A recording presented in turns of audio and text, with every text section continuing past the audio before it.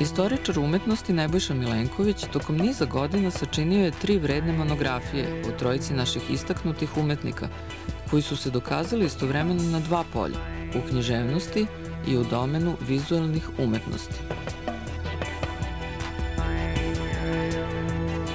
Sve 3 knjige na određeni način govore zapravo i o vremenu u kojem su nastajale. Ukoliko to stavimo u današnji kontekst, onda to jeste jako bitno, zato što to jeste vreme kada se smatralo da ideje jesu nešto što ima sasvim poseban značaj i težinu. Takođe, ono što je jako bitno jeste da iza tih ideja uvek moraju da stoje ideali.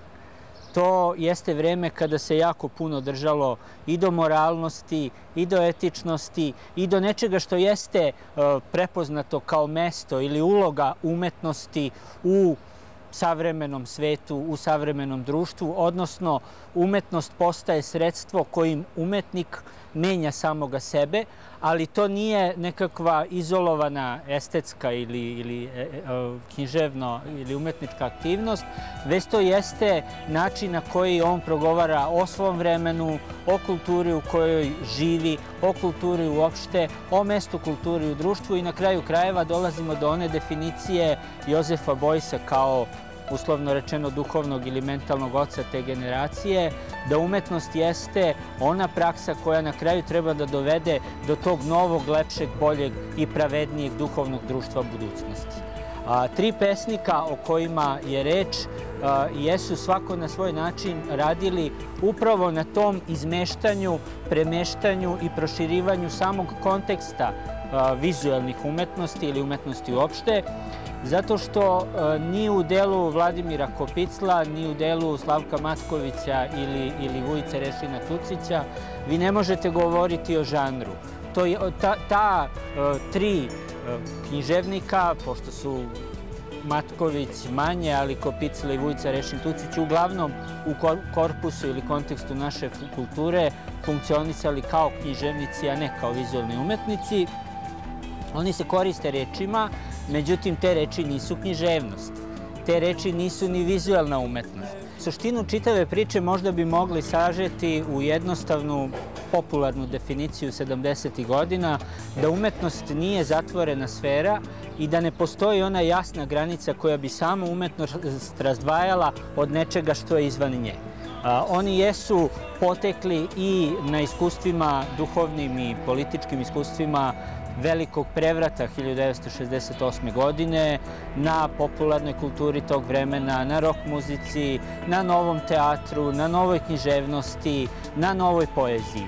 Između svega toga jeste prostor u kojem ova 3 pesnika, u ovom slučaju danas 3 vizuelna umetnika, ispisuju tu nestabilnu mapu svojih tragova i kretanja unutar korpusa i konteksta književnosti, gde i svako od ova 3 dela možemo posmatrati kao nekakav hormonalni poremećaj jezika, kao iskliznuće jezika.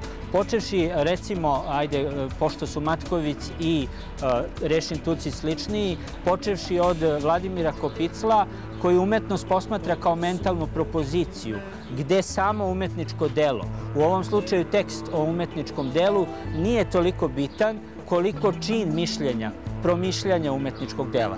Tako da i on kaže da konceptualna umetnost jeste preispitivanje mogućnosti jezika, odnosno jezik koji postaje sredstvo koje preispituje samoga sebe. Negde između art language-a i ranog Wittgensteina Kopicl pokušava da mišljenje umetnosti proglasi za umetničko delo. I njegovi tekstovi o umetnosti jesu među radikalnijim gestovima poricanja vizuelnosti u našoj vizuelnoj kulturi, a to opet nisu klasični književni tekstovi. U slučaju Slavka Matkovića, a posebno Vujice Rešina Tucića, imate pokušaj da se poezija izmesti iz one dvodimenzionalne ravni samoga papira, izmesti u slučaju Matkovića u prostor.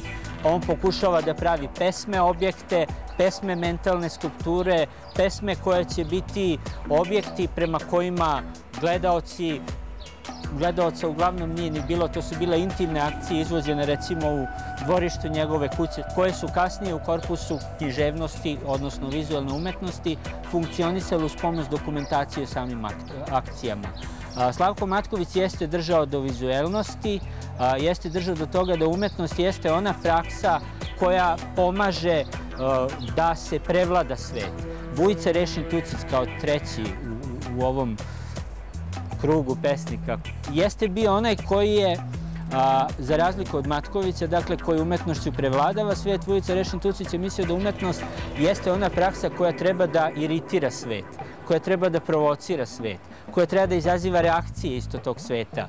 Tako da i čitavo njegovo umetničko i životno postojanje jeste bila jedna burna istorija nesporazuma sa vremenom u kojem je živeo.